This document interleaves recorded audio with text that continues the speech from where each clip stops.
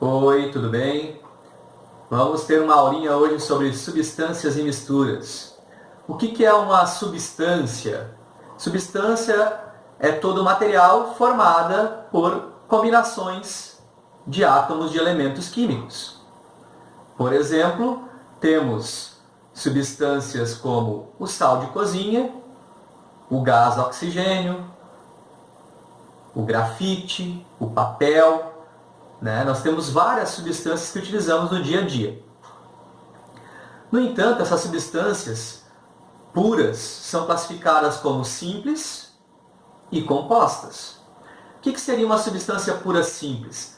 São aquelas substâncias formadas por átomos de um mesmo elemento químico. Ou seja, vou dar dois exemplos aqui. Gás, oxigênio, formado por dois átomos de oxigênio. Gás, hidrogênio, formados por dois átomos de hidrogênio.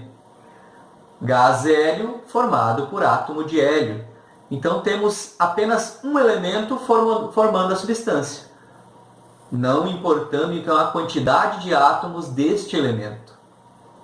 Agora, quando eu falo de substância pura composta, é que ele é formado por dois ou mais átomos de diferentes elementos químicos. Vamos pegar um exemplo. Cloreto de sódio, que é o sal de cozinha. Nós temos um átomo de cloro e um átomo de sódio formando, então, o sal de cozinha. Gás carbônico. Temos um átomo de carbono e dois átomos de oxigênio. Estão vendo que a sequência está assim, sempre com átomos de elementos químicos diferentes para ser uma substância pura composta? Eu tenho carbono e oxigênio. Eu tenho sódio e cloro. Para formar água, eu tenho hidrogênio e oxigênio. Então, pelo menos dois elementos químicos. A glicose, tenho carbono, hidrogênio e oxigênio. O hidróxido de cálcio, eu tenho cálcio, hidrogênio e oxigênio. Então, eu tenho combinação de mais de um elemento químico diferente, né? E esses átomos vão se combinando para formar substâncias. Então, substância pura simples é aquela formada por átomos de um mesmo elemento químico. Substância pura composta é aquela formada por átomos de dois ou mais elementos químicos. Ok? Passando de substâncias para misturas. As misturas elas vão ser diversas, né? Nós podemos ter misturas entre sólidos, entre líquidos e sólidos, entre líquido e líquido, né? Eu tenho líquidos que se misturam, tenho líquidos que não se misturam. Os sólidos normalmente não se misturam, né? Mas estas misturas, essas combinações de substâncias, então, que são as misturas, então vamos fazer uma mistura simples aqui. Um copo água e sal dentro da água. Fiz uma mistura de água e sal. Nesse caso, como a água dissolve, né? Normalmente, quando a gente bota pouco sal, dissolve todo o sal, nós temos uma mistura homogênea. Por quê? Porque apresenta apenas um aspecto. Eu não vejo água e sal separados. Quando eu associo, então, o sal na água e misturo, esse sal é dissolvido. E daí, quando é dissolvido por completo, o sal não aparece nem no fundo do copo, nem flutuando, né, na água. Está dissolvido nela. Então aparece apenas um aspecto. Eu não consigo diferenciar com a visão apenas. Quando nós temos essa situação, dizemos que nós obtemos uma solução.